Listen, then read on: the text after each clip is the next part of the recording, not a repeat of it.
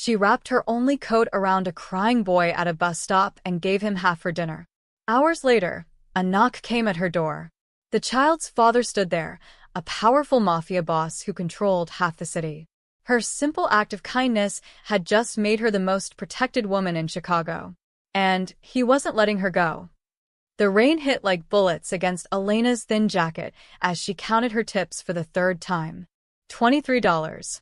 She'd worked a double shift at Miller's Diner, and $23 was all she had to show for it. Should have been a lawyer, she muttered, shoving the crumpled bills into her pocket. Her mother's voice echoed in her head. Education is the only way out, Elena. But college tuition didn't pay itself, and neither did rent in Chicago. The bus was late. Of course it was. Elena huddled under the plastic shelter, watching the rain create rivers along the gutters. Her feet ached in her worn sneakers, and the smell of grease from the diner clung to her hair. She just wanted to get home, collapse on her second-hand couch, and forget this day ever happened. That's when she heard it, a sound that cut through the drumming rain. Crying. Not the annoying kind, the desperate kind. The kind that came from somewhere deep and broken. Elena's head snapped toward the noise. There, on the bench, barely visible in the dim streetlight, sat a little boy. He couldn't have been more than 5 or 6 years old. His dark hair was plastered to his forehead, and his small body shook with sobs and cold. People rushed past him. A man in a business suit. A woman with grocery bags. A teenager plugged into headphones. Everyone saw him. No one stopped. Elena's chest tightened. She knew that feeling, being invisible when you needed someone most. "Hey," she said softly, approaching the bench. "Hey, sweetheart. Are you okay?" The boy looked up at her with enormous brown eyes swimming in tears. He wore expensive-looking clothes, a navy blue sweater and pressed pants, but they were soaked through. His lips had a bluish tint. "Where are your parents?" Elena asked, crouching beside him despite the puddles soaking into her jeans. The boy just cried harder, his small frame trembling violently. Elena didn't think. She peeled off her jacket, her only decent jacket, and wrapped it around his shoulders. It swallowed him, but at least it was dry inside. "It's okay," she whispered, rubbing his back. "You're going to be okay." The boy buried his face in the jacket, his crying softening to hiccups. Elena's stomach growled, reminding her she'd skipped lunch to cover someone's shift. She reached into her bag and pulled out the dinner roll she'd saved from the diner, wrapped in a napkin, slightly squashed but still good. "You hungry?" she asked. The boy peeked out from the jacket. His lower lip quivered. Elena tore the roll in half and held out the bigger piece. "Here." "It's not fancy, but it's warm." Well, it was warm an hour ago. Tiny fingers reached out and took the bread. The boy nibbled at it, his eyes never leaving her face. "I'm Elena," she said, sitting beside him and biting into her half. "What's your name?" "Leo," he whispered. His voice was so quiet she almost missed it. "Le." "That's a strong name. You know what? You look like a little lion." She made a silly growling face, and for the first time, the corner of his mouth twitched. Almost a smile. "Where do you live, Leo? Can you tell me your address?" He shook his head, fresh tears spilling over. Okay. Don't worry." Elena pulled him closer, letting him lean against her side. "We'll figure it out. How about this? I'll tell you about the weirdest customer I had today. This guy ordered pancakes with ketchup.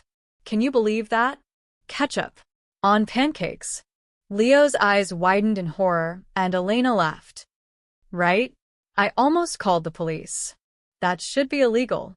She kept talking, making up ridiculous stories about the diner, the woman who tried to pay with Monopoly money, the kid who had broccoli in his dad's coffee cup. Anything to distract him from the cold and fear. Leo's grip on her hand was tight, like she was the only solid thing in a spinning world. 20 minutes passed. The rain didn't let up. Then Elena heard it, the screech of tires. A black SUV with tinted windows slammed to a stop in front of the bus shelter. Her heart kicked into overdrive. Two men in dark suits jumped out. They weren't police. They moved with military precision, their eyes scanning like hawks. "Leo," the first man shouted, relief flooding his face. Jesus Christ, Leo. The boy's head whipped around. "Marcus." The men rushed forward, and Elena instinctively pulled Leo closer. "Who are you?" "Where's security?" Marcus said, his voice tight with controlled panic. He knelt in front of Leo, checking him over. "Are you hurt? Did anyone?" "She helped me," Leo said quietly, pointing at Elena. "She gave me her coat." The second man was already on his phone. "We found him." "Yes, sir. He's safe. Southwest corner of Michigan and 18th. "Yes, sir. Right away." Marcus looked at Elena properly for the first time. His expression shifted from relief to something else, assessment. "Thank you. We've been looking for over an hour." He slipped away from us at the park." Elena stood slowly, her mind racing. Security? Who had security for a kid? He was freezing, she said. "You should get him home. And maybe," she bit her tongue before saying, "maybe watch him better." "We will." "Thank you." Marcus gently lifted Leo into his arms. "Let's go, buddy. Your dad's losing his mind." "Wait," Leo said, reaching for Elena. "Your jacket." "Keep it," Elena said, forcing a smile even though she'd need every layer she owned for the walk home. "Looks better on you anyway, Lion." Leo hugged the jacket tighter, his eyes locked on hers as Marcus carried him to the SUV. The second man pressed something into Elena's hand. She looked down, a crisp $100 bill. "I can't." "You can," he said firmly. "For your kindness." Before she could protest, they were gone. The SUV pulled away, leaving Elena standing in the rain with $100 in her hand and a strange heaviness in her chest. She didn't know it then, but that moment, that simple choice to share her bread with a crying child, had just changed everything. Because Leo wasn't just any little boy. And his father didn't forget debts. Especially not ones paid in kindness. Elena's apartment was a shoebox with delusions of grandeur. One room that served as bedroom, living room, and kitchen all at once. The bathroom was so small you had to step outside to change your mind, as her late father used to joke. But it was hers. Mostly. The landlord technically owned it, but Elena paid rent when she could scrape it together. She'd made it home just after midnight, soaked to the bone and shivering. The $100 bill sat on her tiny counter like it might disappear if she looked away. She'd stared at it for 10 minutes, thinking about everything it could buy. Groceries, the electric bill, new shoes without holes in the soles. But something about it felt heavy. Wrong almost. Elena shook her head. She was overthinking. A child had been in danger. She'd helped, and someone had given her money. Simple. Normal. Nothing weird about expensive security details and 5-year-olds in designer clothes. She peeled off her wet clothes and changed into her softest pajamas, a worn t-shirt with a faded Chicago Cubs logo and flannel pants. Her hair hung in damp tangles around her face. Too tired to deal with it. The instant ramen was almost ready when the knocking started. Not normal knocking. Not the tap-tap of a neighbor borrowing sugar. This was firm. Authoritative. The kind of knock that said, "Open this door, or we'll make our own entrance." Elena's heart stuttered. It was past midnight. Nobody knocked on her door past midnight unless something was very wrong. She crept toward the door, her hands shaking slightly. "Who is it?" "Miss Rossi." A man's voice, professional and clipped. "We need to speak with you. It's about earlier tonight." Leo. Elena's mind raced. Had something happened? Was he hurt? She fumbled with the chain lock and yanked the door open. Two men in dark suits stood in her hallway. The same men from the bus stop. She recognized Marcus immediately. But it was the man standing behind them who stole every ounce of air from her lungs. He was tall, maybe early 40s, with dark hair touched with silver at the temples. His suit probably cost more than her entire year's rent. But it wasn't the clothes that made her freeze. It was his presence, the way he commanded space without saying a word. His eyes were dark, calculating, and fixed entirely on her. "Miss Rossi," he said, his voice smooth as expensive whiskey. "May we come in?" It wasn't really a question. Elena stepped back on instinct, and the three men entered her cramped apartment. Suddenly, the space felt even smaller. They didn't belong here, not with their tailored suits and polished shoes among her thrift store furniture and peeling wallpaper. The man in charge looked around with no expression, taking in every detail. Elena felt exposed, like he could read her entire life story from the unmade futon and the stack of unpaid bills on the counter. "I'm Alessandro Moretti," he said finally, turning those dark eyes back to her. "Leo is my son." The name Moretti hit her like cold water. Even Elena, who barely watched the news, had heard that name. Whispered in the diner. Mentioned in newspapers. Alessandro Moretti, businessman, they called him. But everyone knew what that really meant. Her mouth went dry. "Is Leo okay?" Something flickered in Alessandro's expression. Surprise, maybe. He's fine. "Thanks to you. I didn't do anything special. He was just Alone. terrified." And everyone else walked past him. Alessandro took a step closer. Not threatening, but intentional. "You gave him your coat. Your food. You stayed with him in the rain when you could have gotten on your bus and forgotten he existed." Elena wrapped her arms around herself. "He's a kid. What was I supposed to do?" "Exactly what everyone else did." "Nothing." Alessandro reached into his jacket, and Elena's breath caught. But he pulled out an envelope. "I wanted to thank you properly." He held it out. Elena didn't take it. "My security already gave me money," she said quietly. "That was from them. This is from me." Alessandro's voice was patient, like explaining something to a child. "Open it." Elena took the envelope with numb fingers. Inside were bills. A lot of bills. She didn't count them, but her eyes caught the number on the first one. $500. And there were several more beneath it. "I can't accept this." She shoved the envelope back toward him. "It's too much." Alessandro didn't take it. "It's not enough. My son is everything to me. You kept him safe. I just gave him bread and told him stupid stories. You gave him kindness when he needed it most." Alessandro's jaw tightened. "That's not something I can put a price on. But I can try." Elena set the envelope on her counter, next to the $100 bill. "I appreciate it really. But I can't take thousands of dollars for being a decent person. That's just what anyone should do." The room fell silent. Marcus and the other guard exchanged glances. Alessandro stared at her like she was a puzzle he couldn't solve. "Most people," he said slowly, "would have taken the money.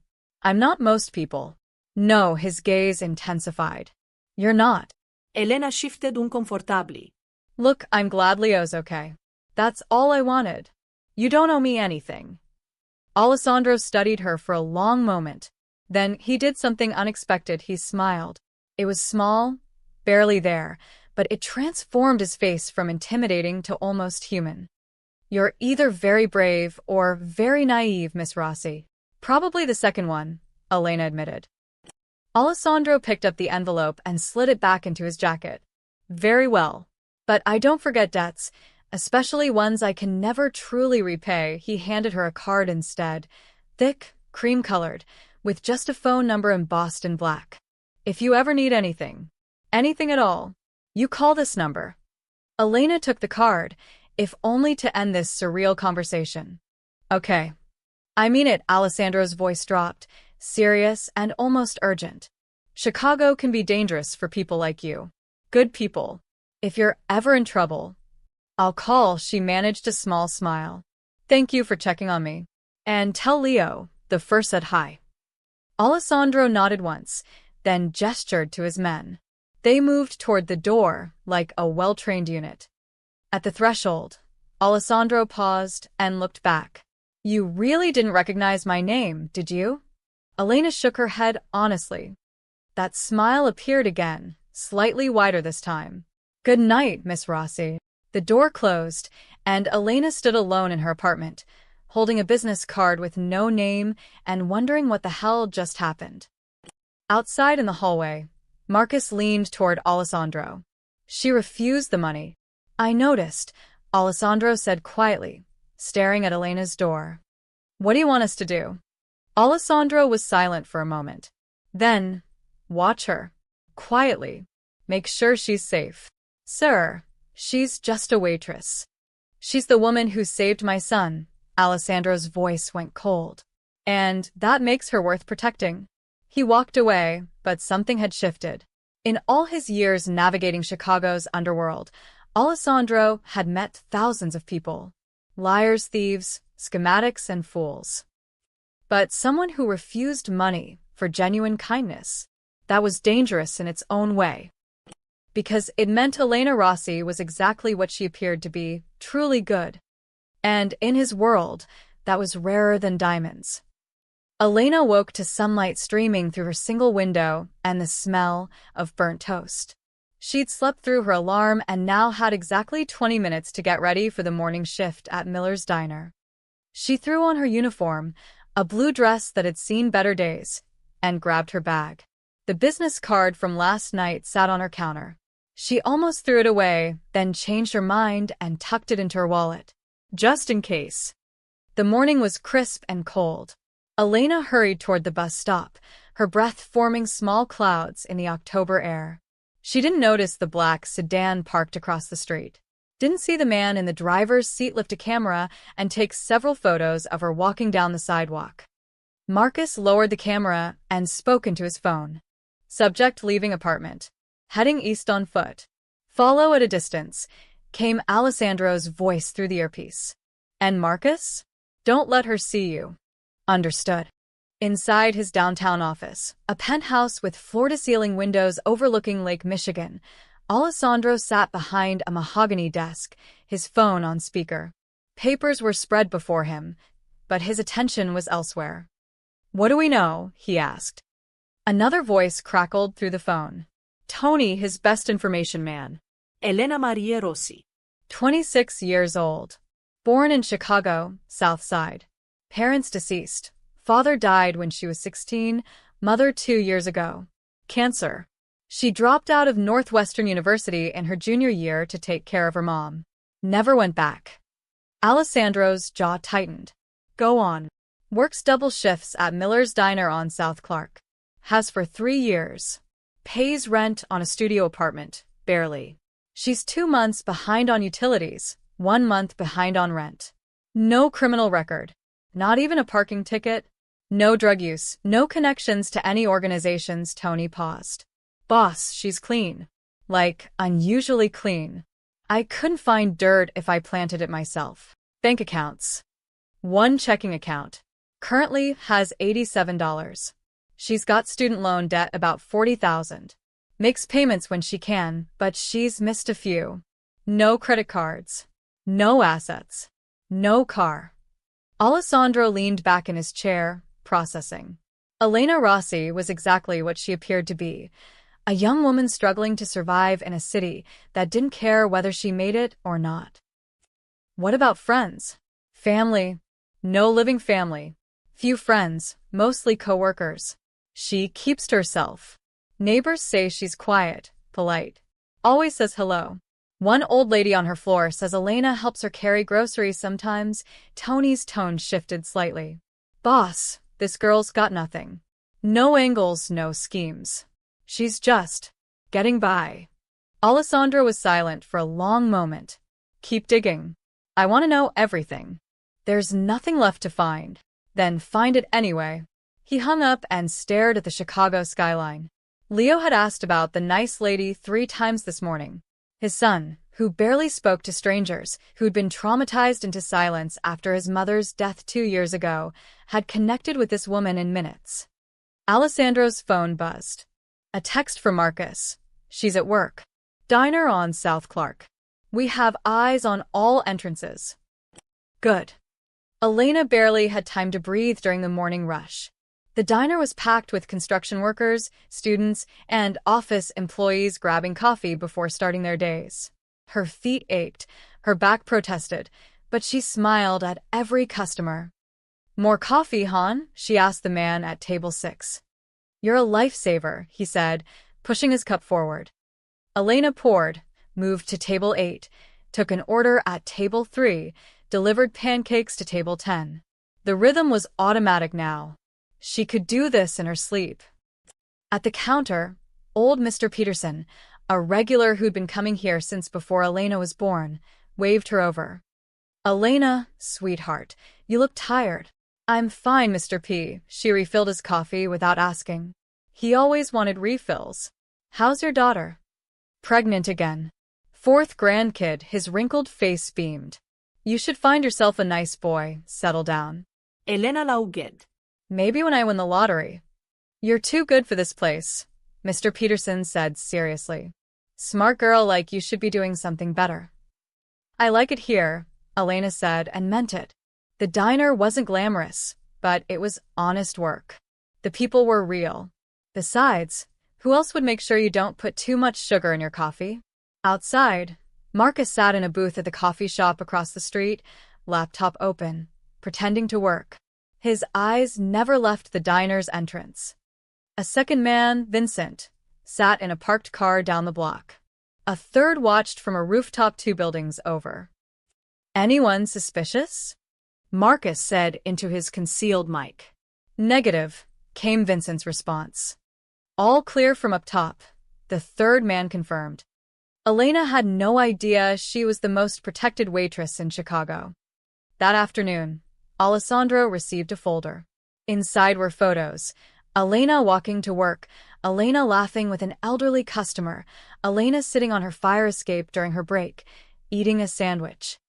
There was also a list of everything she owned, 7 outfits, mostly secondhand, 12 books, all from the library, a laptop that was 6 years old, a phone with a cracked screen, no television, no jewelry except for a simple silver necklace with her mother's wedding ring on it. Alessandro studied the photos for longer than necessary. In each one, despite everything, Elena was smiling. Not the fake smile people wore, like armor. A real smile. Like she'd found something good in a world that had given her every reason to be bitter. His office door opened. Marcus entered and stood at attention. "Sir, she's finishing her shift." No incidents. Though he hesitated. "What?" "A man's been hanging around the diner. Watching her. Not one of ours." Alessandro's expression went cold. Description. Caucasian, mid-30s, leather jacket. "He's been there 2 hours, ordered 1 coffee. Keep staring at her section. Get a photo. Run it through our database." Alessandro stood, buttoning his suit jacket. "And Marcus? If he approaches her, I want to know immediately." "Yes, sir." After Marcus left, Alessandro walked to his window and looked out over the city. Somewhere down there, Elena Rossi was finishing her shift, probably counting her tips, probably worrying about bills she couldn't pay. She'd refused his money, refused his help. But whether she wanted it or not, Elena Rossi was under his protection now. Because in Alessandro's world, debts were sacred. And kindness, true, selfless kindness, was the rarest currency of all. Someone had finally shown it to his son. He'd be damned if he let the world break her for it.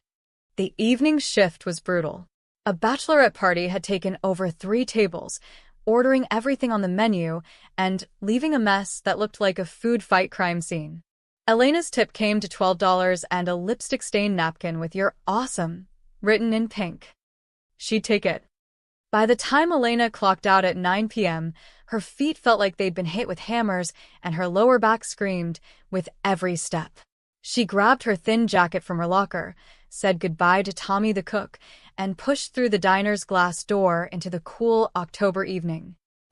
And froze. Leo stood on the sidewalk, holding her jacket, the one she'd given him at the bus stop. It had been cleaned and looked brand new, the tears she'd never had time to mend somehow magically repaired. 2 suited men flanked him like bookends. Marcus gave her a small nod. Elena. Leo's face lit up like Christmas morning. He ran toward her, jacket clutched in both hands. I brought your coat back. Elena's heart melted.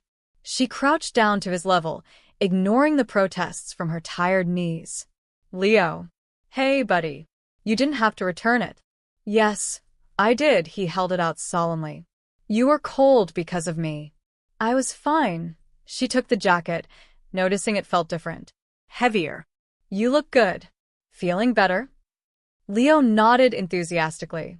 Daddy said I have to always stay with Marcus now. Even when I don't want to. Your daddy's smart. Elena ruffled his hair. Getting lost is scary, huh? Not when you were there. Leo grabbed her hand. You made the rain not scary. A throat cleared behind them. Deep, familiar. Elena looked up. Alessandro Moretti stood 3 feet away, hands in his pockets, watching the interaction with an unreadable expression. In the diner's neon glow, he looked different, less intimidating, more human. Almost tired. Mr. Moretti. Elena stood quickly, tucking a strand of hair behind her ear. She was suddenly very aware of how she must look after a double shift. Wrinkled uniform, messy ponytail, probably smelling like coffee and grease. Miss Rossi, he stepped closer. I hope we're not bothering you. No, I wasn't expecting. She gestured helplessly at Leo, at the jacket, at everything. Leo insisted on returning your coat personally. He's been talking about you nonstop. Alessandro's expression softened when he looked at his son. I couldn't deny him. Leo tugged on Elena's hand. Do you work tomorrow? Can I come see you again? Leo, Alessandro said gently. Miss Rossi is very busy. It's okay, Elena smiled at the boy. I work most days. But you don't have to visit me, sweetie. I'm sure you have more fun things to do. Nothing's more fun than you, Leo said with the brutal honesty only children possessed. Elena's chest squeezed. When was the last time someone had wanted to see her? When was the last time she'd mattered to anyone? Alessandro studied her face, and Elena had the uncomfortable feeling he could read every thought. It's late, he said finally. Let me drive you home. Oh, no, that's not necessary.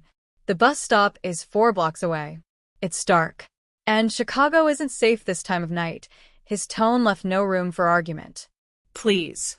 Let me do this one small thing. Elena hesitated. Every instinct screamed that accepting favors from men like Alessandro Moretti was dangerous. She'd heard the stories, the rumors. People in his world didn't do anything without expecting something in return. But Leo was looking at her with those hopeful eyes, and Alessandro's offer seemed genuine. Besides, 4 blocks in the dark did make her nervous. Last week, she'd seen a mugging 2 streets over. Okay, she said quietly. Thank you. Alessandro's shoulders relaxed slightly, like he'd been expecting more resistance. The car's this way. The car was a black Mercedes that probably cost more than Elena would make in 5 years. The leather interior was soft as butter, and it even had heated seats. Leo climbed in beside her in the back, immediately chattering about his day. And then I built a fort with all my pillows, and Marcus said it was the best fort ever. Right, Marcus? Best fort I've ever seen, Marcus confirmed from the front passenger seat, his lips twitching. Alessandro Drove. Elena watched his hands on the steering wheel, steady, confident. He navigated the streets like he owned them. Your address? He asked, meeting her eyes in the rearview mirror. Elena rattled it off, feeling self-conscious. He'd been in her apartment, but somehow this felt more invasive. She could see him calculating, understanding exactly what neighborhood she lived in. The kind where rent was cheap, because everything else was falling apart. Leo filled the silence, telling Elena about his toys, his room, his favorite movies. She listened and responded, but part of her was hyper-aware of Alessandro's presence. The way he occasionally glanced back at them, the small smile that appeared when Leo laughed at something she said. Too soon, they pulled up in front of her building. The contrast was stark, the pristine Mercedes against the cracked sidewalk and flickering streetlight. Thank you for the ride, Elena said, gathering her things. Wait. Alessandro turned in his seat to face her. Elena, may I call you Elena? She nodded, unable to find her voice. I know my world makes you uncomfortable. I can see it. His dark eyes were intense, but not unkind. But my son has connected with you in a way he hasn't with anyone since his mother died. That means something to me. Elena's breath caught. I'm sorry. About his mother. 2 years ago, Alessandro's jaw tightened. Cancer. She was gone within months. I understand. Elena's hand went to the necklace at her throat, her mother's ring. I lost my mom 2 years ago too. Same thing. Something shifted in Alessandro's expression. Recognition. Understanding. Then you know, he said softly, what it's like. The hole it leaves. Yeah, Elena's throat tightened. I do. Leo tugged her sleeve. Will you be my friend? The question was so simple, so pure. It broke something in Elena's chest. Of course, sweetheart, she whispered. Alessandro watched her, and for a moment, Elena saw past the expensive suit and dangerous reputation. She saw a father who'd do anything to see his son happy. A man who understood loss. Be careful, Elena, Alessandro said as she opened the door. Chicago has shadows everywhere. I will, she hesitated. And thank you. Really. She climbed out, Leo waving enthusiastically from the window. As the Mercedes pulled away, Elena stood on the sidewalk, holding her repaired jacket and wondering how her simple life had suddenly become so complicated. Inside the car, Leo yawned. I like her, Daddy. I know. Piccolo. Alessandro watched Elena disappear into her building in the rearview mirror. So do I. Marcus shifted. Sir, that man from earlier, we identified him. Carlo Vega. He works for the Russo family. Alessandro's expression went cold. They're watching her. Appears so. Then we watched closer. Alessandro's voice was steel. No one touches her. Understood? Yes, sir. As they drove into the night, Alessandro made a decision. Elena Rossi had stumbled into his world by accident. But now that she was here, now that his son had claimed her as a friend, she was under his protection. Whether she knew it or not. Elena woke to the sound of hammering. She groaned and checked her phone. 7 a.m. Her day off, and someone was making noise in the hallway. Perfect. She shuffled to her door in pajamas and squinted through the peephole. Her landlord, Mr. Kowalski, a man who usually ignored maintenance requests for months, stood in the hallway with a toolbox, actually fixing Mrs. Chen's door handle, the one that had been broken since July. Elena opened her door a crack. Mr. Kowalski. He jumped, nearly dropping his screwdriver. Miss Rossi. Good morning. Elena Blinkid. Mr. Kowalski had never said good morning in his life. He usually grunted and asked where his rent was. Is everything okay? She asked. Yes. Just doing some repairs. Long overdue, you know, he wiped his forehead. Actually, while you're here, your bathroom faucet. The one that drips. I'll fix that today, too. Elena started. You will? Of course.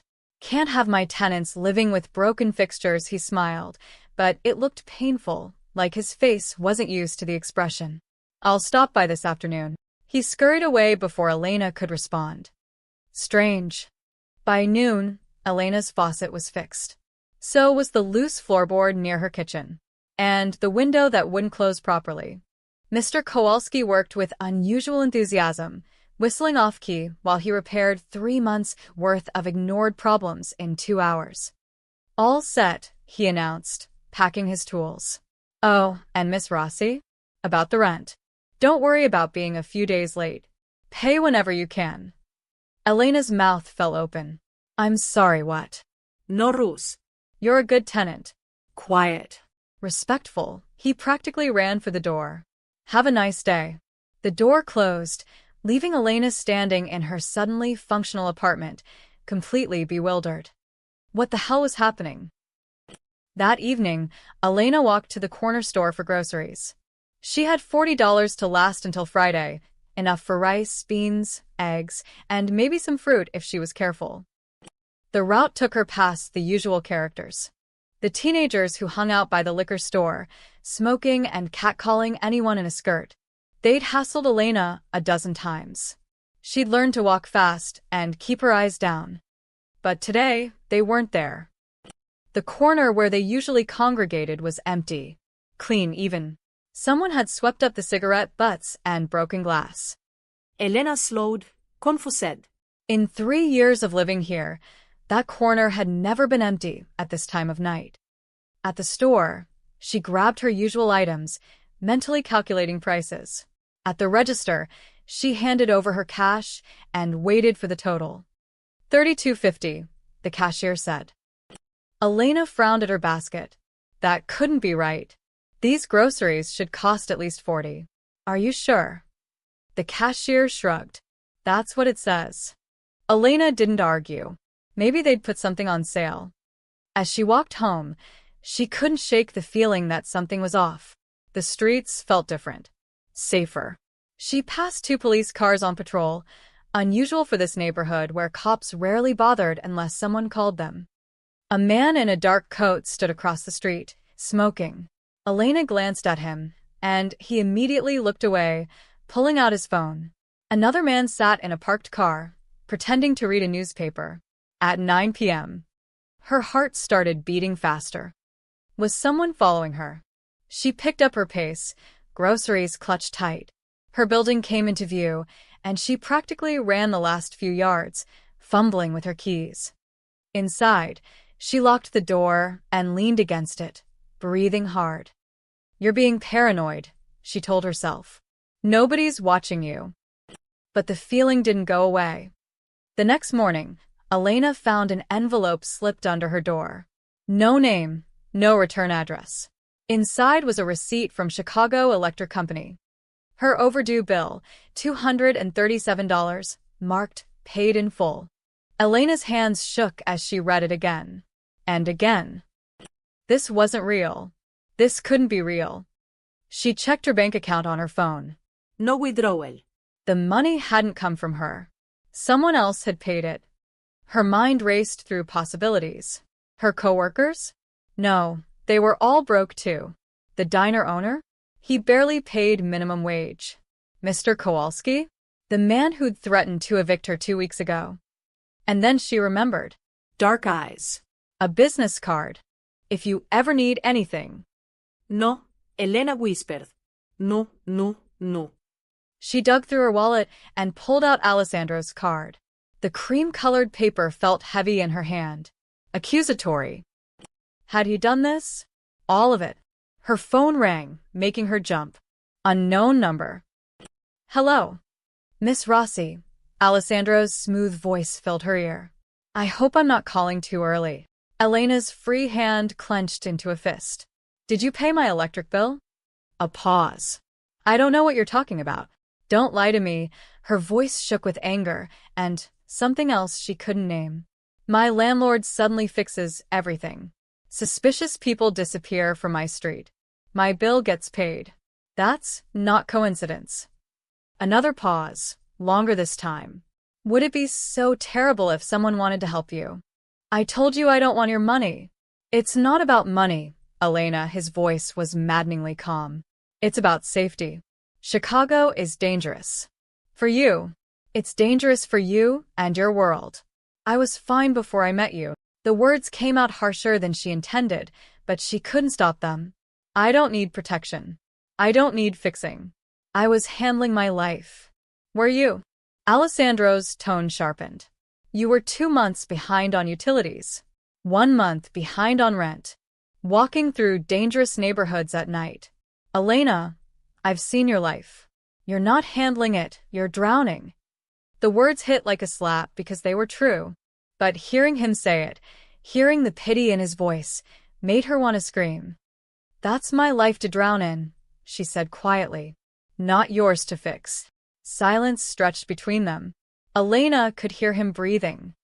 I can't undo what's been done, Alessandro said finally. But I won't apologize for keeping you safe. I never asked to be kept. No. But my son asked me to keep his friend from being hurt.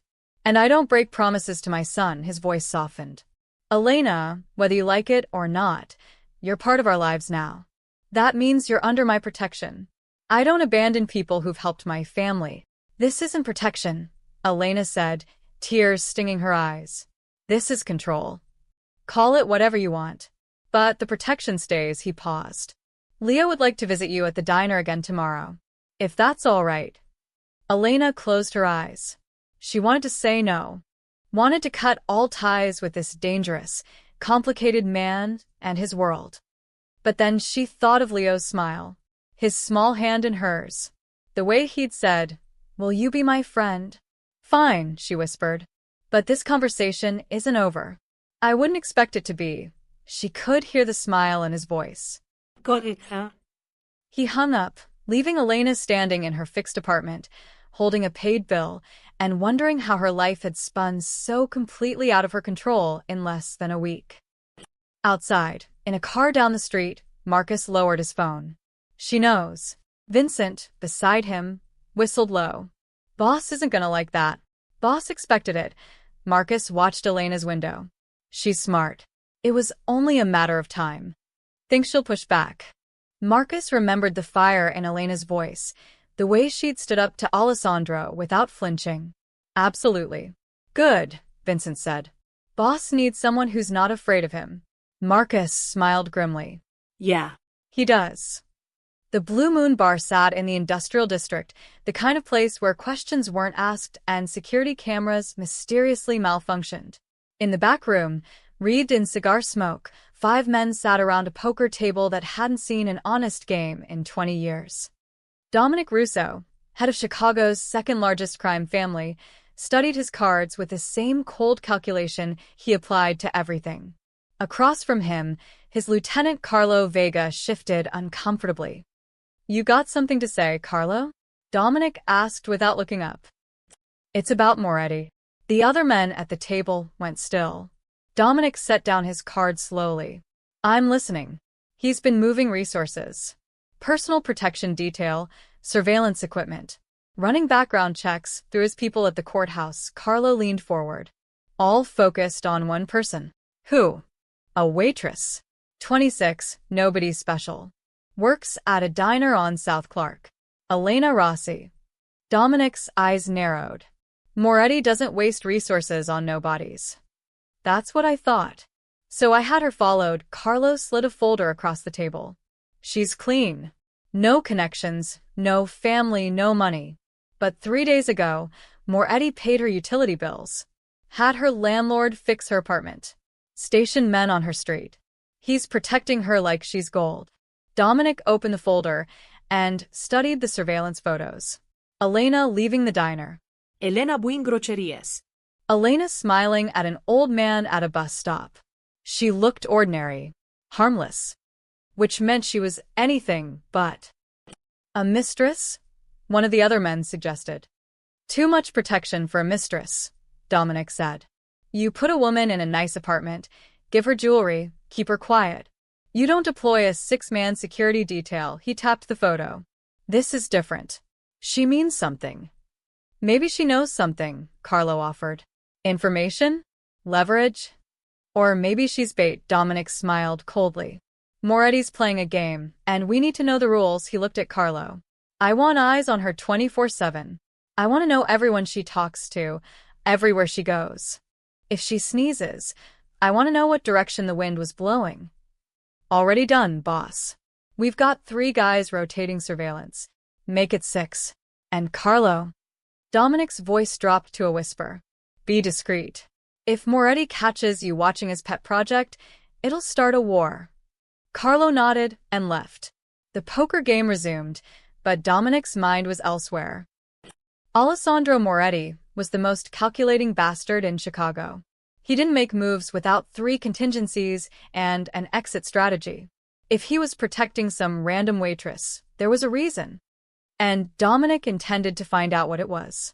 Elena wiped down table 6 for the 3rd time, her mind elsewhere. It had been 2 days since her argument with Alessandro, and she couldn't stop thinking about it. The protection hadn't stopped. If anything, it had increased. She'd spotted at least 4 different men watching her building at various times. They were trying to be subtle, but Elena had grown up in Chicago. She knew what surveillance looked like. "You okay, honey?" Cheryl, the older waitress who'd worked at Miller's for 15 years, touched her arm. "You've been distracted all week." "I'm fine," Elena forced a smile. "Just tired." Cheryl didn't look convinced. "Wouldn't have anything to do with that handsome man and his adorable kid who've been coming in every day." Elena's cheeks flushed. "They're just customers." "Customers don't look at you the way he does," Cheryl winked. "And they definitely don't tip $50 on a $20 check." "He what?" "Yesterday. Left a 50, walked out before you could return it." Cheryl squeezed her shoulder. "Whatever's going on, be careful. Man like that comes with complications." "You have no idea," Elena thought. The bell above the door chimed. Elena looked up, and her heart did an unwelcome flip. Alessandro walked in with Leo, both dressed casually, or what passed for casual when your jeans probably cost more than rent. Leo spotted her immediately and ran over, his face glowing. "Elena, we came back." "I see that." Elena crouched down, unable to resist his enthusiasm. "How's my favorite lion?" "I learned a new word." Daddy taught me. Affettuoso. "It means affectionate," Elena said softly, her eyes meeting Alessandro's. "It's Italian." "You speak Italian?" Alessandro's surprise was genuine. "A little. My grandmother was from Naples." Elena stood, suddenly aware of every eye in the diner watching them. "Your usual table? Please." She led them to the corner booth, feeling the weight of a dozen curious stares. Alessandro slid in, and Leo bounced beside him, already chattering about his day. "Can I have chocolate chip pancakes?" Leo asked. "It's dinner time," Alessandro said patiently. "But Elena makes the best ones." "She does, doesn't she?" Alessandro looked at Elena, and something in his expression made her breath catch. "We'll have whatever you recommend." Elena took their order, hyper-aware of his gaze following her as she walked away. At the counter, Cheryl smirked. "Just customers, huh? Shut up." Across the street, in a van with tinted windows, two of Dominic's men watched through a camera lens. "The kid's all over her," the first one muttered. "Look at that. He's drawing her a picture." Boss was right. "She's not just some random girl," the second man zoomed in on Alessandro's face. "I've never seen Moretti smile like that. Not in 5 years." "Should we move closer?" No. "Moretti's got at least 3 guys within 50 feet. We get made, and we're dead." He lowered the camera. "But we keep watching. Sooner or later, we'll figure out what makes her so special." Inside the diner, Elena delivered their food and tried to ignore how natural it felt when Leo grabbed her hand and told her about his drawing. It was supposed to be a lion, but it looked more like a deformed cat. "It's perfect," Elena said sincerely. "It's for you. So you remember me when I'm not here." Elena's chest tightened. "I couldn't forget you if I tried, sweetheart." Alessandro watched the exchange in silence, his expression unreadable. When Leo was distracted with his food, he spoke quietly. "You're angry with me?" "Yes." Elena didn't bother denying it. "But you're here." "I'm here for him," she nodded at Leo. "Not you." "I know." Alessandro's voice was soft. "But I'll take it." Elena met his gaze and saw something there she hadn't expected. Vulnerability. Like he was afraid she'd disappear and take Leo's happiness with her. "He's lucky to have you," she said despite herself. "I'm the lucky one." Alessandro glanced at his son. After Maria died, he stopped talking. Stopped smiling. The doctors said it was trauma. That he'd come back to us when he was ready. His eyes found hers again. "You brought him back in one rainy evening." "So yes, Elena. I'll protect you. I'll pay your bills. I'll station men on your street. Because you gave me my son back, and that's a debt I can never repay." Elena's anger crumbled. How could she stay mad at that? "You could just say thank you," she whispered. "Instead of trying to control my life. Would you have accepted it?" "No." "Then we're both stubborn." A slight smile. "We'll learn to work around it." Elena wanted to argue, but Leo tugged her sleeve, asking her to sit with them while they ate. She glanced at her other tables, all occupied but not needing immediate attention, and slid into the booth. Just for a minute, she told herself. But the minutes stretched into 20, filled with Leo's laughter and Alessandro's quiet presence, and Elena realized with growing alarm that she was starting to feel comfortable in this dangerous new world. Outside, hidden eyes watched and calculated. And in the shadows, plans were already forming. By the end of the week, Alessandro and Leo had become fixtures at Miller's diner. Monday lunch. Leo ordered grilled cheese, cut into triangles the way his mother used to make it. He told Elena about his piano lesson and made her promise to hear him play someday. Tuesday dinner. Leo brought a book and asked Elena to read to him during her break. Alessandro sat across from them, pretending to check his phone but watching every interaction. Wednesday afternoon, Leo insisted on sitting at the counter so he could help Elena work. He folded napkins, badly, and made her laugh until her sides hurt. The pattern was obvious. The staff noticed. "Table 9 wants you again," Cheryl said Thursday morning, her eyebrows raised meaningfully. "Your fan club's here." Elena looked over. Alessandro sat in his usual spot, Leo already waving enthusiastically. Her stomach did that annoying flip thing it had been doing lately. "They're just... If you say, just customers one more time, I'm gonna smack you with a menu." Cheryl pushed her toward the table. "Girl, that man watches you like you're the only person in the room. And he tips like a millionaire." "Maybe he is one," Elena muttered. "Then you better be nice to him." Elena grabbed her notepad and headed over. Leo bounced in his seat. "Elena, guess what? Daddy said we can come every day if I finish my homework." "Every day?" Elena glanced at Alessandro. "Don't you have work?" "I make my own schedule." His dark eyes held hers. "And Leo's happiness is work enough." The simple statement shouldn't have warmed her as much as it did. "Well then," Elena pulled out her pen. "What can I get you gentlemen today?" Over the next hour, she checked on them between orders. Leo told her about his pet turtle. Alessandro asked about her day with genuine interest. It felt dangerously close to normal, like they were friends. Or something more. Tommy, the cook, leaned through the kitchen window. "Your boyfriend's here again."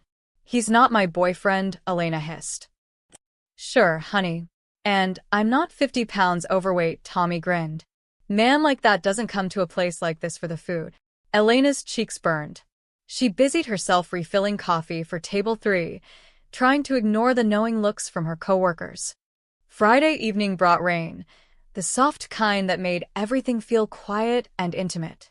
The diner was half empty, most people choosing to stay home. Alessandro and Leo arrived at 6, soaked from the short walk from their car. "We couldn't stay away," Alessandro said, raindrops glistening in his dark hair. "Someone insisted the rain reminded him of the night we met." Leo grabbed Elena's hand. "It's good rain now. Not scary rain." Elena's heart squeezed. She grabbed towels from behind the counter and helped dry Leo's hair. Alessandro watched with an expression she couldn't quite read. "You're good with him," he said softly. "He's easy to be good with." Elena handed Alessandro a towel. "He's a great kid." He is. "But most people don't see past the bodyguards and the money." Alessandro dried his face. "You treat him like he's just Leo." "Because he is just Leo," Elena met his gaze. "The rest doesn't matter."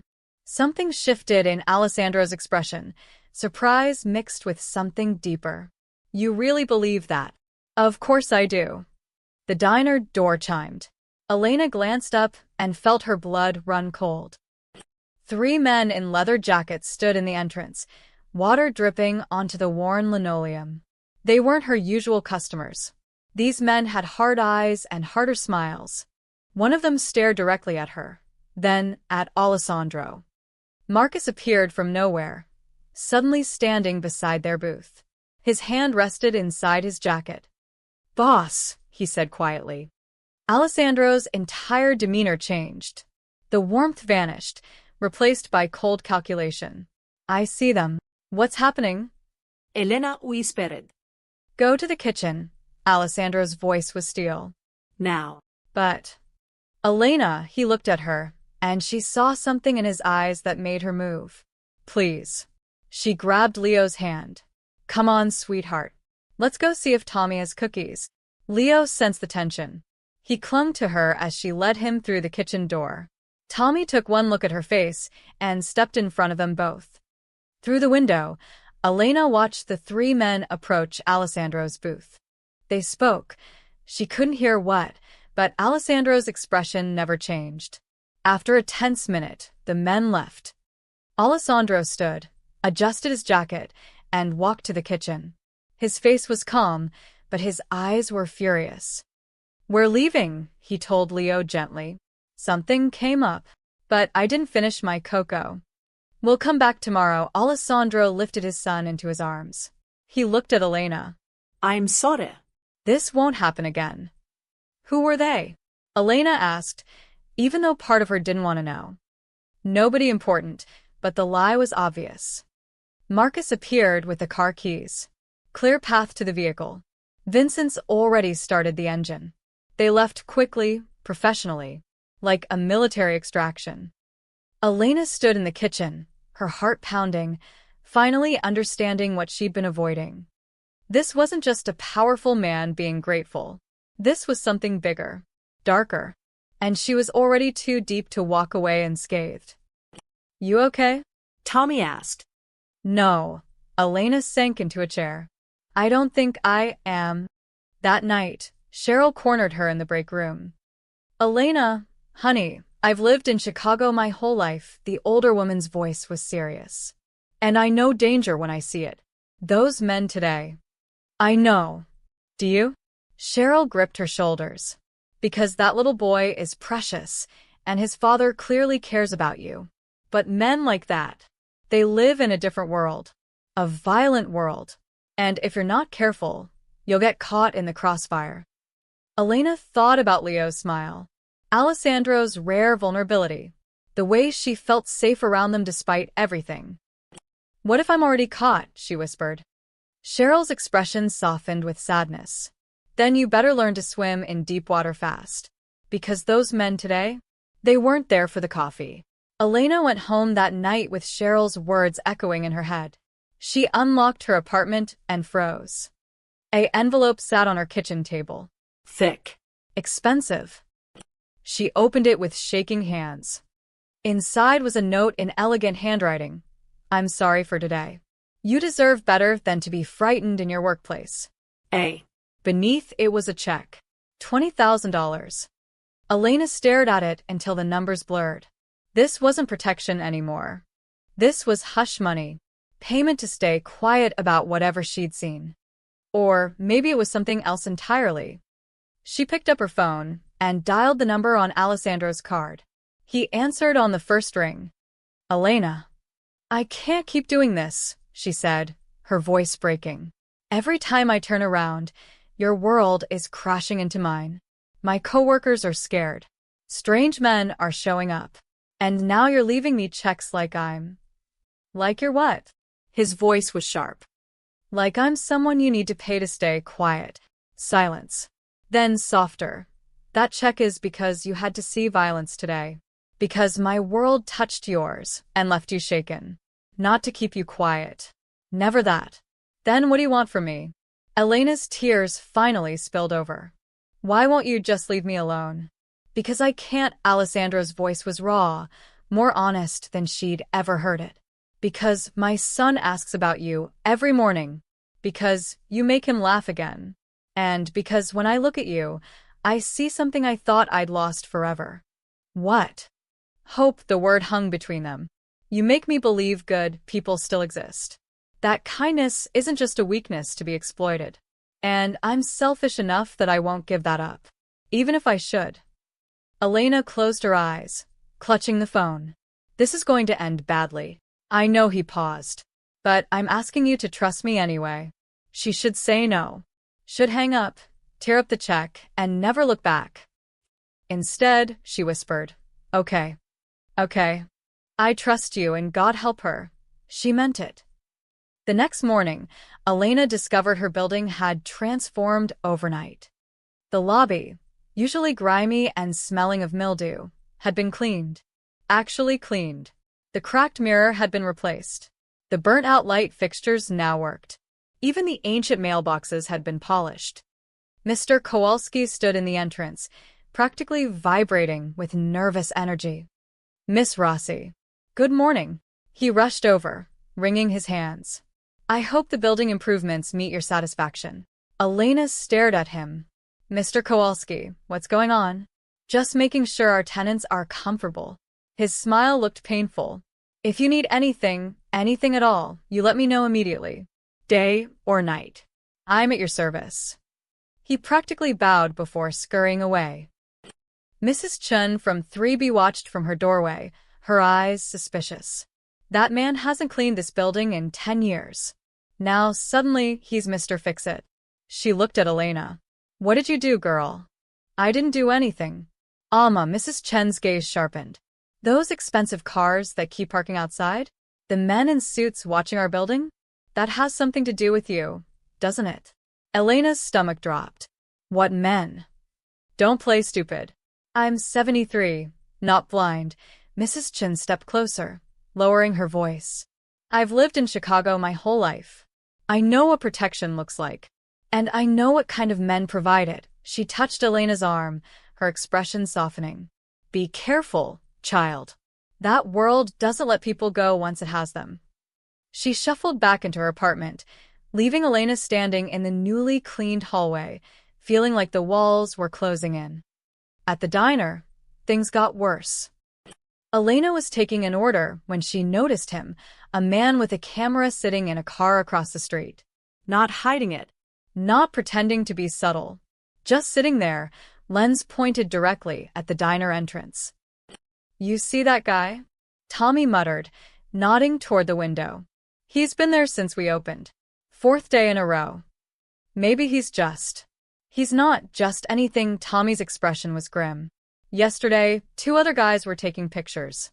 This morning, I saw someone filming on their phone. Elena, what the hell is going on? Before she could answer, Cheryl grabbed her arm. Customers at Table 9 are asking about that rich guy and his kid. Table 6 wants to know if you're dating a mobster. And Table 3, she pointed to a woman openly taking a picture of Elena with her phone. Just posted your photo on Facebook with some theory about you being a mafia mistress. Elena felt her world tilting. This is insane. This is your life now. Cheryl's voice was gentle but firm. Whatever you've gotten yourself into, it's public knowledge. And, honey, people talk. Elena glanced out the window again. The photographer was still there. But now she noticed others. A man pretending to read a newspaper on a bench, another standing by the coffee shop, talking into his collar like he had a wire. How many were watching her? And which ones were Alessandro's men versus someone else's? At 3 p.m., the diner door opened. Not Alessandro and Leo this time. Marcus entered, his expression grave. He scanned the room, then walked directly to Elena. We need to talk. Outside. Elena's heart hammered. I'm working. It's important. His tone left no room for argument. She told Cheryl she was taking her break and followed Marcus out the back entrance into the alley. 2 more of Alessandro's men stood guard at either end. What's happening? Elena demanded. We intercepted 2 men from the Russo family this morning. They were setting up long-range surveillance equipment aimed at your apartment. Marcus's jaw was tight. They know where you live, where you work, what route you take between them. They've been tracking you for days. Elena's legs felt weak. Why? I'm nobody. You're connected to Alessandro. That makes you valuable. Marcus stepped closer. Miss Rossi, we need to move you. Tonight. Somewhere safe. Move me? Elena's voice rose. I have a job, a life. Which won't matter if you're dead. Marcus didn't sugarcoat it. The Russos think you mean something to Alessandro. And they're right. Which means they'll use you to get to him. Or worse, to hurt Leo. The mention of Leo made Elena's blood run cold. They'd hurt a child. They'd hurt anyone if it served their purpose. Marcus softened slightly. I have orders to keep you safe. That means getting you out of the line of fire. I need to think. There's no time. Marcus pulled out his phone. I'm calling Mr. Moretti. He'll explain. Before Elena could protest, he was dialing. He handed her the phone. Elena, Alessandro's voice was steady but urgent. Marcus told you that I'm being watched by criminals? Yes, he mentioned it. Then you understand why you need to leave your apartment. No, Elena's voice shook. I understand that your world is destroying mine. I understand that people are taking my picture, and my neighbors think I'm some kind of gangster's girlfriend. I understand that I can't walk to work without wondering if someone's following me. I know Alessandro's voice was pained. And I'm sorry. But I won't apologize for keeping you alive. Maybe I don't want to be kept. The words burst out before she could stop them. Maybe I want my normal, boring, broke life back. Silence. Then, I can't give you that. Why not? Because Leo needs you. Because you've become important to us. And because he stopped, and Elena heard him take a breath. Because the thought of something happening to you makes me feel things I haven't felt in years. Things I thought died with Maria. Elena's anger crumbled. Alessandro, let Marcus take you somewhere safe. Please. Just for a few days until we handle the Russo situation. I can't just abandon my job. I'll handle it. I'll pay your wages. I'll. Stop trying to fix everything with money. Elena's frustration peaked. I'm not your responsibility. Yes, you are. His voice was absolute.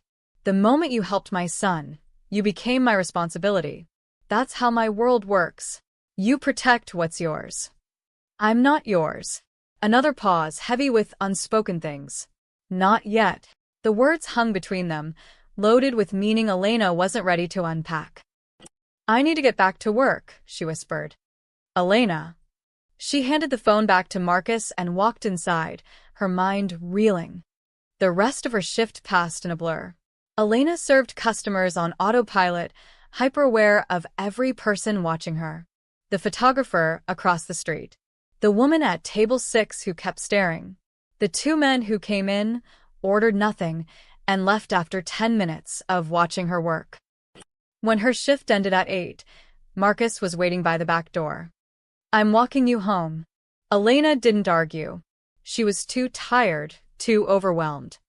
They walked in silence, Marcus a solid presence beside her. Other men, Alessandro's men, formed a loose perimeter around them. Protection that felt more like a cage. At her building, Mrs. Chen stood outside, arms crossed. Those men were back today, she told Elena. Different ones. They asked about you. When you come home, when you leave, if you have visitors, her eyes were worried. I told them nothing. But Elena, this is getting dangerous. For all of us. Guilt crashed over Elena. Her neighbors were being questioned because of her. I'm sorry, she whispered. Don't be sorry. Be smart, Mrs. Chen squeezed her hand. Whatever you're involved in, make sure it's worth the price.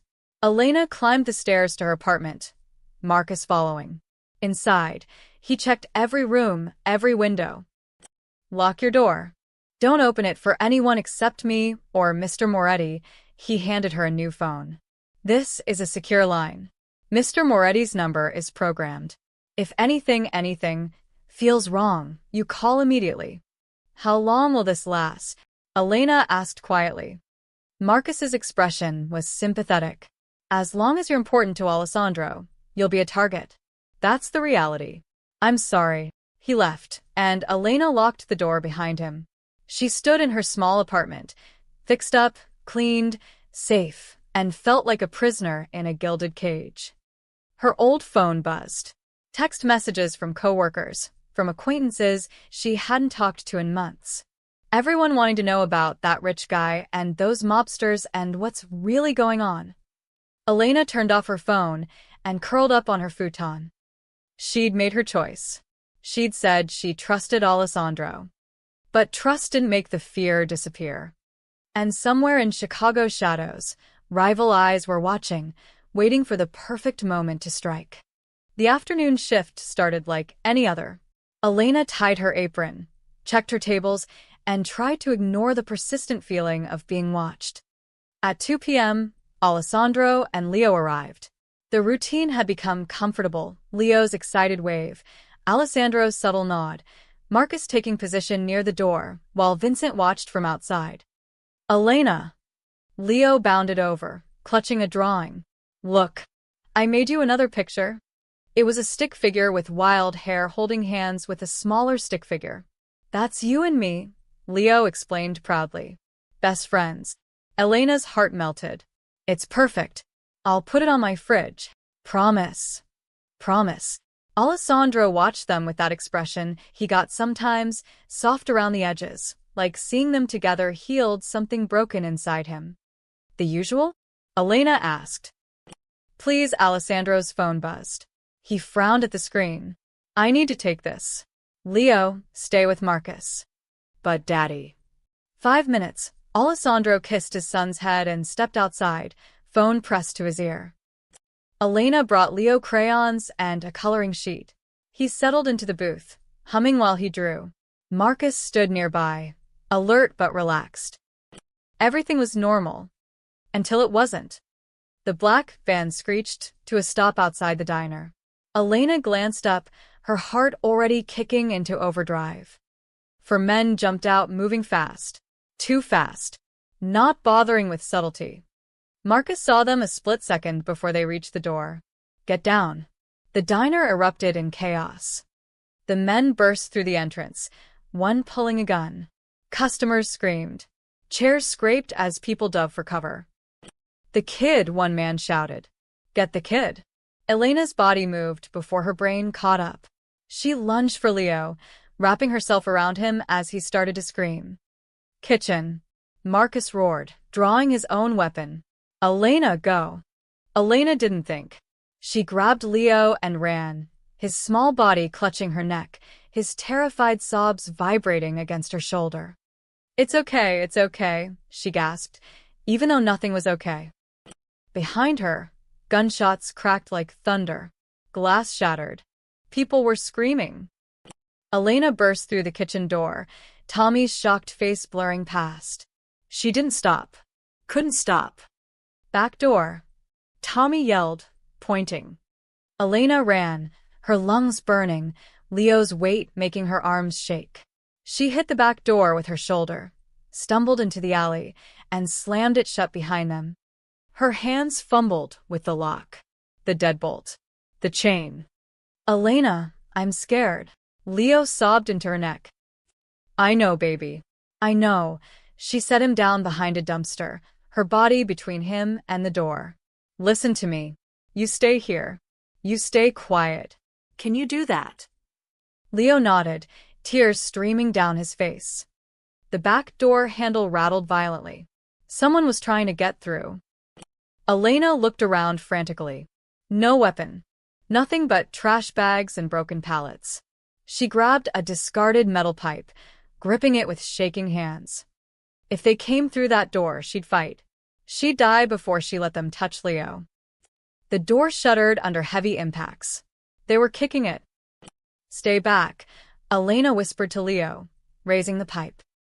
Then voices from the other side. Different voices. FBI. Drop your weapons. No. Not FBI. Vincent, status. That was Marcus. 3 down, 1 fleeing east. The door burst open. Elena swung the pipe, but Marcus caught it mid-swing. It's me. It's me. He held up his free hand. You're safe. We got them. Elena's legs gave out. She dropped the pipe and fell to her knees, gasping for air. Leo ran to her, and she wrapped him in her arms, both of them shaking violently. You're okay, she whispered into his hair. You're okay, you're okay. Alessandro appeared in the doorway, and Elena had never seen such raw fear on anyone's face. He looked at Leo, at Elena holding him, and something cracked in his expression. Leo, his voice broke. Figlio mio. Leo released Elena and ran to his father. Alessandro caught him, crushing him against his chest, his eyes squeezed shut. Daddy, Elena saved me, Leo cried. The bad men came, but Elena saved me. Alessandro's eyes opened and locked onto Elena's. The intensity there stole her breath, gratitude, fear, something deeper she couldn't name. "Are you hurt?" he asked her, his voice rough. Elena shook her head, unable to speak. Marcus appeared with a tablet. "Boss, you need to see this. Security footage." Alessandro reluctantly set Leo down, keeping one hand on his son's shoulder. Marcus angled the tablet so they could both see. The footage showed everything. The van.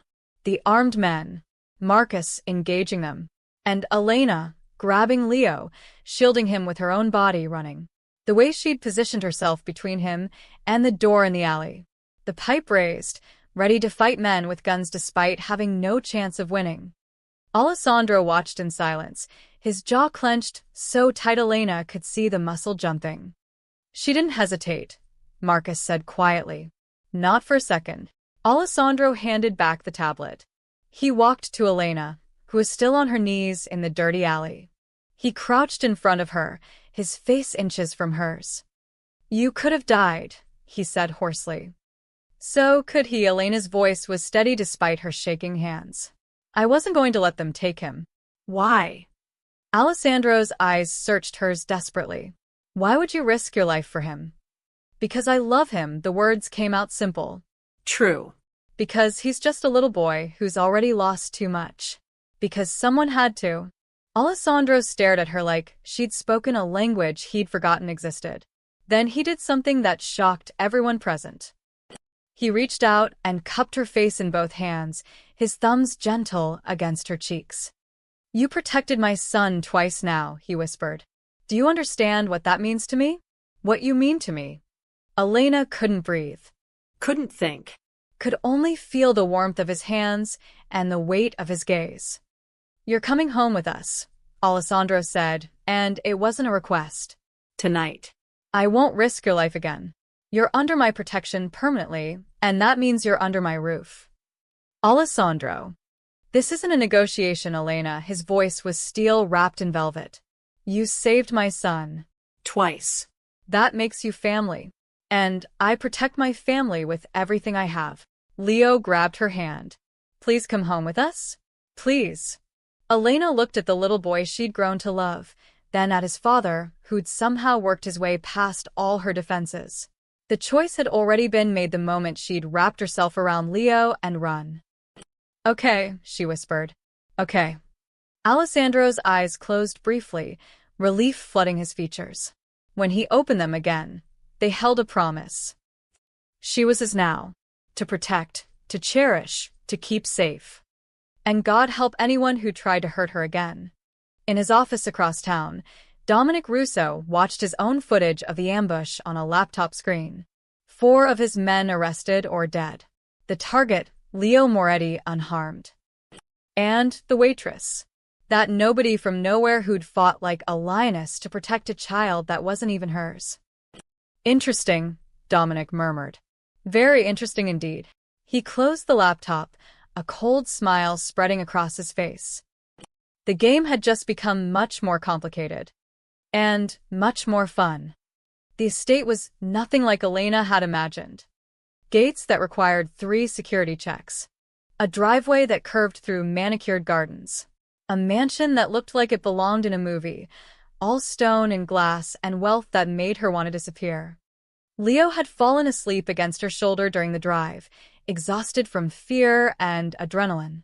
Elena held him carefully as Alessandro carried him inside, Marcus and Vincent flanking them like silent sentinels. "This way," Alessandro said softly, leading her up a grand staircase. Leo's room was fit for a prince. Airplane models hung from the ceiling. Bookshelves lined the walls. A bed shaped like a race car sat in the center, covered in soft blankets. Alessandro laid his son down gently, removing his shoes. Leo stirred, reaching for Elena even in sleep. "Stay," he mumbled. "Don't go." Elena's throat tightened. She squeezed his hand. "I'm right here, sweetheart." Alessandro watched them, his expression unreadable. After Leo settled back into sleep, he gestured toward the door. "We should talk." They walked in silence, through hallways that felt endless. Paintings that probably cost more than her entire life hung on walls. Everything was pristine, expensive, untouchable.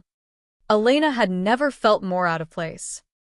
Alessandro led her to a study, all dark wood and leather, with floor-to-ceiling windows overlooking the city lights. He poured 2 glasses of amber liquid from a crystal decanter.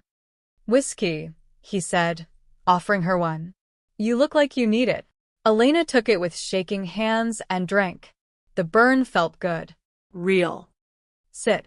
Alessandro gestured to a leather couch. "Please." She sat. He settled into the chair across from her, studying her face in the low light. "You're in shock," he observed. "I watched men with guns try to kidnap a child today." Elena's voice was hollow. "Your child. And I'm sitting in a mansion that could house 50 families. So yes, I'm in shock." Alessandro set down his glass. "I'm going to be direct with you, Elena. No games. No manipulation. Just truth." She nodded, unable to speak. "You protected my son twice. Once at a bus stop when you had nothing to give. Once today, when you risked your life." He leaned forward, elbows on his knees. "That's not something I ignore. In my world, debts like that are sacred. I don't want your money." "I'm not offering money." His dark eyes held hers. "I'm offering you a place. Here." Permanently. Elena's heart hammered. "What?" "Leo needs you.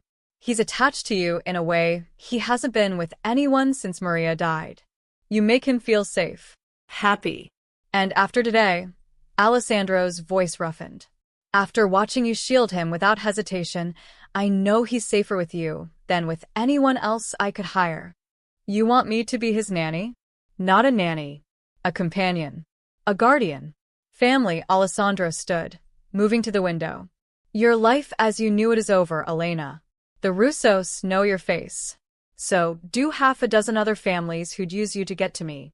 You can't go back to your apartment. Your job. Your normal life. It's gone."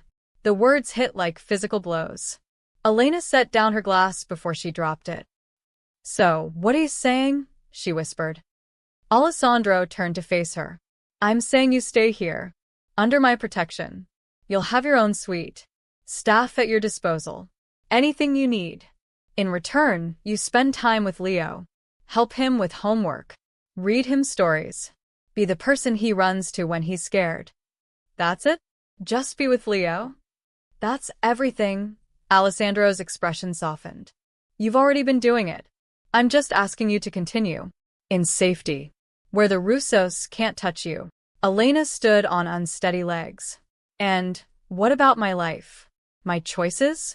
Do I just become another thing you own?" "No." Alessandro crossed to her in 3 strides. "You're not a possession, Elena.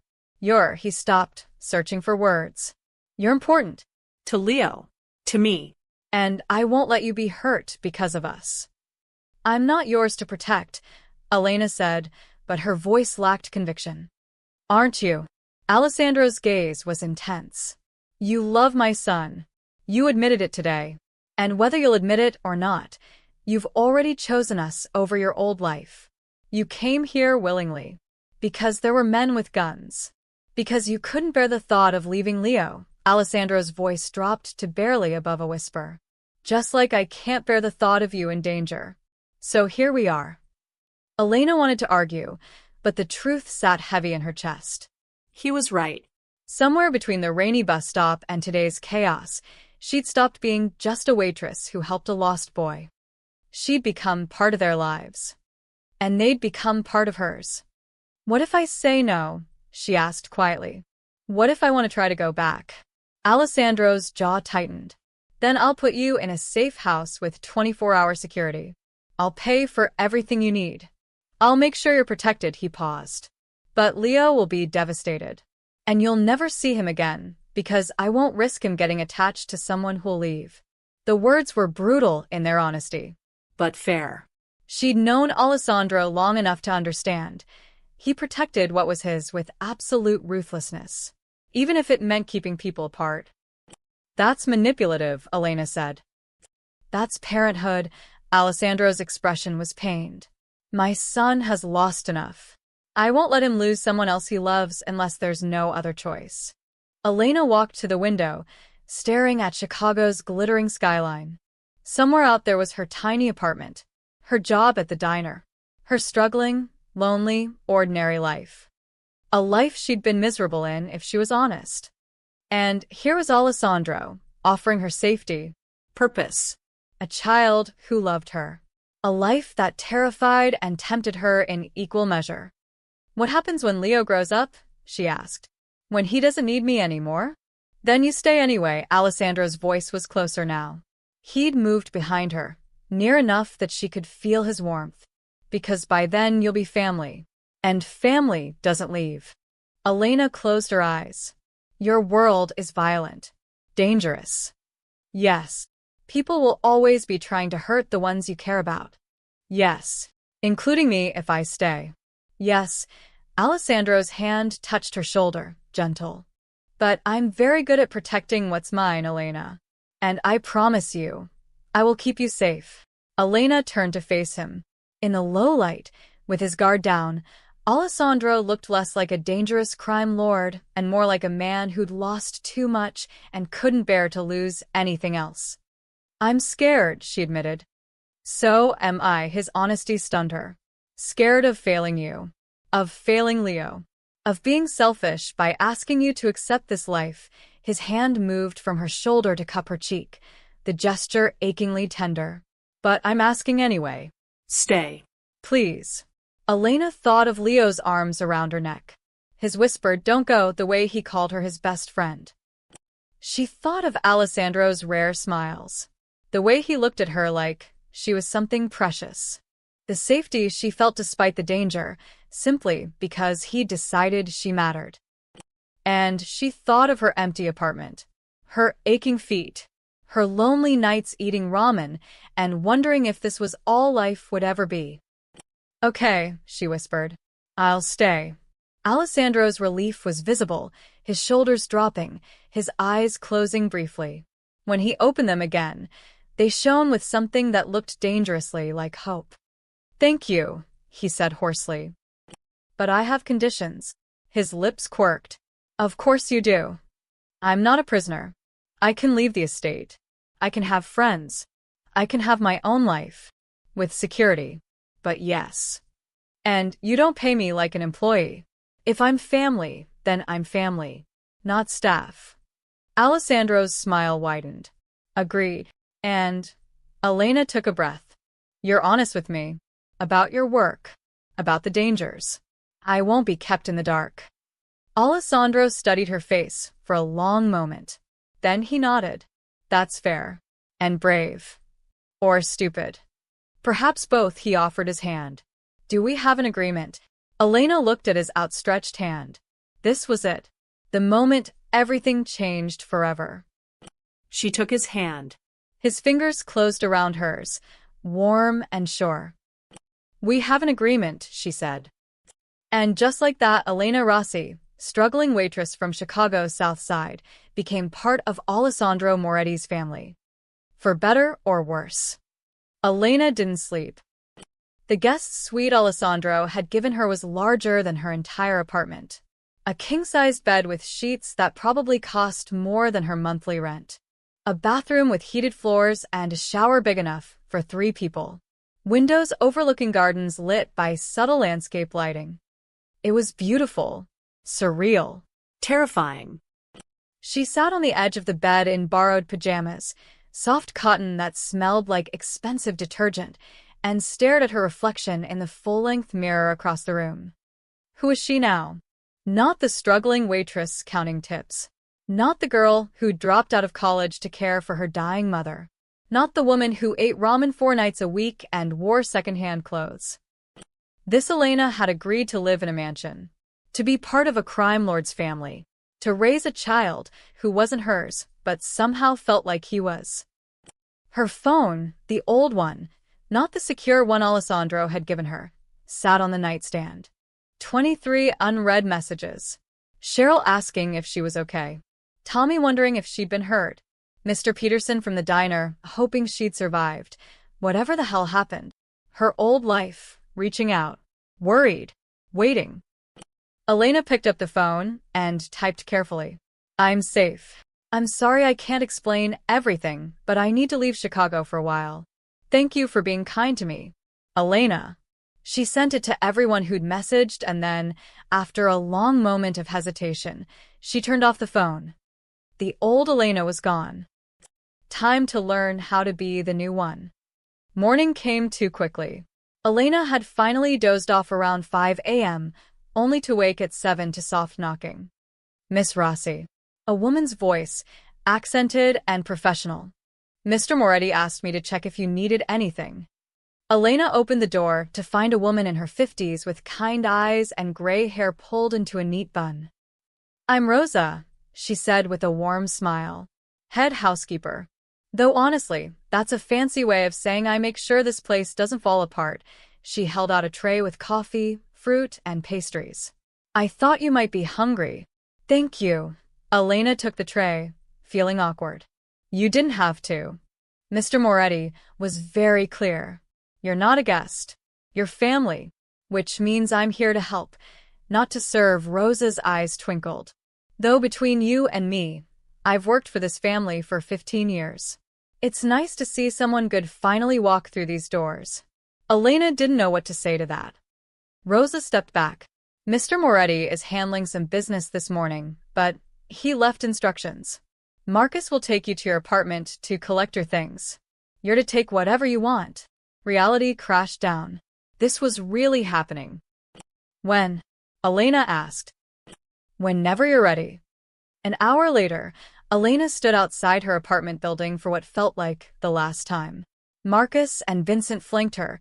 Two other men she didn't recognize waited by a black SUV. Mr. Kowalski appeared in the lobby entrance, wringing his hands. Miss Rossi, I heard about the incident at the diner. Are you all right? I'm fine. Elena managed to smile. I'm actually moving out today. I know I have a week left on rent. Already handled. Mr. Kowalski's nervousness was palpable. Mr. Moretti's people contacted me this morning. Paid through the end of the lease. Even paid for damages to the unit, though there aren't any. He paused. You're a good tenant, Miss Rossi. I'm sorry to see you go. Because you're terrified of what Alessandro will do if I'm not happy, Elena thought but didn't say. Thank you, Mr. Kowalski. Upstairs, her apartment looked smaller than she remembered. Sadder. The few belongings she'd accumulated over the years seemed pathetic in the morning light. Take your time, Marcus said quietly, standing by the door. We're in no rush. Elena moved through the space mechanically. Clothes into a suitcase. Books into a box. Her mother's wedding ring, always around her neck, but she grabbed the small jewelry box that held her mother's other pieces. Photos from college, before everything fell apart. Her father's old watch that didn't work anymore. Everything she owned fit into 3 boxes and 2 suitcases. 3 years of her life, packed in under an hour. Mrs. Chen appeared in the doorway, breathing hard from the stairs. I heard you were leaving. Mrs. Chen. Don't. The old woman held up a hand. I know what I know. And I know you're doing what you have to do. She pressed something into Elena's hand. A small jade Buddha on a chain. My mother gave this to me when I came to America. For protection. For luck. Her eyes were wet. You're going to need both, child. Elena's throat closed. She hugged Mrs. Chen tightly. Thank you. For everything. You be smart. You be careful. And you remember, you're stronger than you think. Mrs. Chen pulled back, cupping Elena's face. Your mother would be proud. You saved a child. That matters more than anything. After Mrs. Chen left, Elena took one last look around. The leaky faucet Alessandro had fixed. The window that finally closed properly. The tiny kitchen where she'd eaten 1,000 lonely meals. Goodbye, she whispered. Back at the estate, Rosa showed Elena to her permanent suite. Not a guest room, her room. It was stunning. Cream walls with soft gray accents. A sitting area with a fireplace. Bookshelves waiting to be filled. French doors that opened onto a private balcony overlooking the gardens. Mr. Moretti had it prepared last night, Rosa explained. He wanted you to feel welcome. If there's anything you'd like to change. It's perfect, Elena breathed. And it was. Too perfect. Like stepping into someone else's life. The staff has been instructed, Rosa continued. You're to be treated with the same respect as Mr. Moretti himself. If anyone gives you trouble, you come directly to me or to Alessandro. I'm not used to this, Elena admitted. People helping me, treating me like I matter. Rosa's expression softened. You saved Leo's life. Twice. In this house, that makes you sacred, she patted Elena's hand. Now, let me show you where everything is. Leo will be home from his tutor in an hour, and he's been asking about you every 5 minutes. As Rosa talked Elena through the suite, the closet that was bigger than her old bathroom, the technology she didn't know how to use, the intercom system connecting her to the house, Elena felt herself settling into this new reality. She was here. She'd made her choice. And there was no going back. That afternoon, Alessandro found her unpacking in her sitting room. He leaned against the doorframe, watching her arrange books on a shelf. Settling in, he asked. Trying to, Elena turned to face him. This is strange. All of it. I know. He stepped inside, hands in his pockets. But you're handling it well. Am I? Because I feel like I'm playing dress-up in someone else's life. Alessandro crossed to her, his expression serious. This is your life now, Elena. Not pretend. Not temporary. You're part of this family, he paused. I spoke with the Russos this morning. Elena's heart jumped. And I made it very clear that you're under my personal protection. That touching you means war, his jaw tightened. They won't try again. Not directly. What does that mean? It means they'll watch. Wait. Look for weaknesses. Alessandro's eyes met hers. But as long as you're here, you're safe. I promise you that. Elena wanted to believe him, wanted to feel safe. But she'd seen his world now. Knew how fast safety could shatter. Daddy. Elena. Leo's voice echoed from somewhere downstairs. Where are you? Alessandro's expression transformed, the hardness melting into warmth. Someone's excited you're here permanently. I'm excited too, Elena admitted. Scared, but excited. Good, Alessandro smiled, genuine and rare. Fear keeps you careful, but don't let it keep you from living. He offered his arm. Come on, let's go tell my son his best friend is home for good. Elena took his arm, and together they walked downstairs to where Leo waited, bouncing with anticipation. Her old life was gone. But maybe, just maybe, this new one would be better. Leo spotted them from the grand foyer and let out a shriek of pure joy. Elena! He ran full speed, his small legs pumping, his face glowing with happiness. Elena barely had time to brace herself before he crashed into her, wrapping his arms around her waist with fierce determination. You're here. You're really here. He looked up at her, eyes shining. Daddy said you're staying forever. I'm staying, Elena confirmed, kneeling to his level. If that's okay with you. Okay? It's the best thing ever. Leo hugged her again, tighter. Now I have a daddy and an Elena. I'm the luckiest kid in the whole world. Elena's eyes burned with tears she refused to let fall. How had this little boy worked his way so completely into her heart? How had 10 days changed everything? I'm pretty lucky too, she whispered, kissing his forehead. Come on, I have to show you my room. And the game room.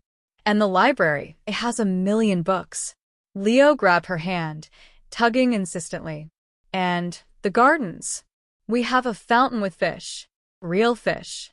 Leo, Alessandro said gently. Let Elena breathe. She just got here. But Daddy. How about this? Elena interrupted. You show me one thing now, and we'll explore the rest together tomorrow. Deal? Leo considered this with the seriousness of a business negotiation. Two things, Elena agreed, laughing. Yes. Leo pumped his fist and dragged her toward the stairs. First, my room. I have a telescope. As they disappeared up the staircase, Leo's excited chatter echoing through the mansion, Alessandro stood in the foyer with Rosa beside him.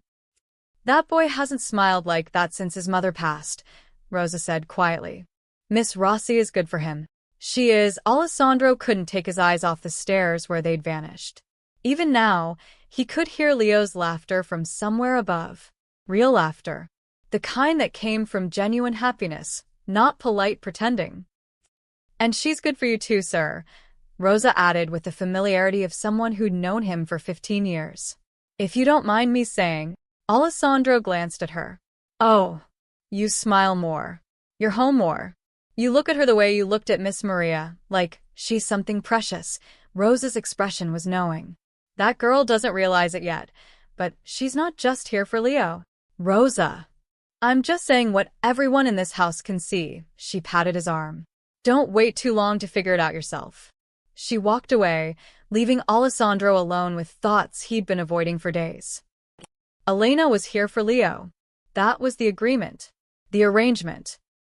But even Alessandro couldn't lie to himself that well. 2 hours later, he found them in the library. Leo had fallen asleep on Elena's lap, a book about constellations open beside them. Elena stroked Leo's hair absently, staring out the window at the gardens bathed in golden afternoon light. She looked peaceful, like she belonged there. He wore you out, Alessandro said softly from the doorway. Elena smiled, without looking away from the window. He has the energy of 5 kids. How do you keep up? I don't. That's why I needed you. Alessandro entered and sat in the chair across from them. He's going to sleep well tonight. Good. Elena finally looked at him. Alessandro, can I ask you something? Anything. Why me? She gestured around the library. You could have hired professionals. People trained for protection, for childcare. Why trust a waitress who knew nothing about your world? Alessandro was quiet for a long moment, choosing his words carefully. Because everyone else would have wanted something, he said finally. Money, status, connection to power. They'd see Leo as a means to an end. He leaned forward, his elbows on his knees. But you? You saw a scared little boy in the rain, and you gave him your coat. You didn't know his last name. Didn't know what he could give you. You just helped because it was right. Anyone would have. No, Alessandro's voice was firm. They wouldn't.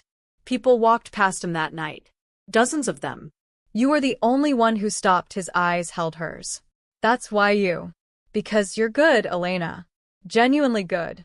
And my son deserves that. Deserves you. Elena's breath caught. I don't know if I'm as good as you think. You are. I've spent 20 years reading people, understanding their motives, seeing through their lies. Alessandro's intensity made her skin warm. You're the most honest person I've ever met. And in my world, that's rarer than diamonds. They sat in comfortable silence, Leo sleeping peacefully between them. Outside, the sun painted the sky in shades of amber and rose. I'm scared this won't last, Elena admitted. That I'll wake up and it'll all be gone. It'll last, Alessandro promised. Because I don't let go of what matters. And you matter, Elena. To Leo. To this family. He paused, something vulnerable crossing his features. To me. Before Elena could respond, Leo stirred, mumbling in his sleep. Love you, Elena. Elena's heart cracked open. She looked down at the little boy who'd lost his mother, who'd been terrified and alone until a rainy night brought them together. I love you too, sweetheart, she whispered. When she looked up, Alessandro was watching her with an expression that stole her breath. Not just gratitude. Not just respect. Something deeper. Something that promised this was only the beginning. Welcome home, Elena, he said softly. And for the first time in years, since before her mother got sick, since before she dropped out of school, since before the world had beaten her down into just surviving, Elena felt it. Home. Outside, Marcus stood at his post by the garden entrance, watching through the window as Elena laughed at something Leo said after waking up. Alessandro's rare smile appeared, genuine and warm. Never thought I'd see the day, Vincent said, joining him. What day? The day Alessandro Moretti looked at someone like that. Like she's the most important thing in the room. Marcus smiled. About time. That man's been alone too long. Thinks she knows that she just became the most protected woman in Chicago? The most valuable piece on the board? Marcus shook his head. No. She still thinks she's just the waitress who helped a kid. Good, Vincent lit a cigarette. Let her keep that innocence a little longer. World's dark enough. Inside, Leo dragged Elena toward the piano, insisting she hear him play. Alessandro followed, his calculating gaze softened into something almost tender. The woman who'd once shared her bread with a crying child at a rainy bus stop now stood in the home of one of Chicago's most powerful men, not through force or manipulation, but through the simplest gift of all: kindness. And sometimes, kindness was the strongest currency in the darkest world.